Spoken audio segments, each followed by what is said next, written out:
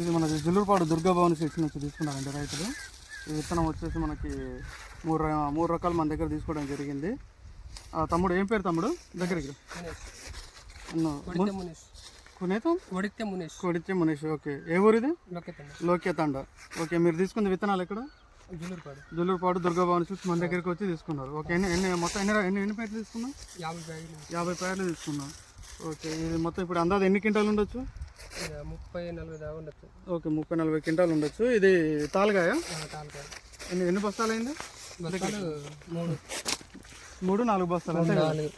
అంటే యావరేజ్గా ఒక్కొక్కటి 30 కేజీలు వేసుకున్నా 3-4-12 120-130 కేజీలు ఉంటుంది అంతేగా? ఎంత వస్తుందమ్మా? తొక్కలేదు ఈ బస్తా, ఏరిన బస్తా. అంటే 20 వేసుకుంటా? 20 వస్తుందా? అంటే 24-80 కేజీలు అంతేగా? ఓకే, 80 కేజీలు మొత్తానికి. ఎన్ని క్వింటాలు ఉండొచ్చు ఇది? 30 క్వింటాలకి మనకు వచ్చింది 70-80 కేజీలు అంతే. తాలుగాయ విత్తనం ఎట్లుంది తమ్ముడు మన దగ్గర తీసుకుంది? బాగానే ఉంది.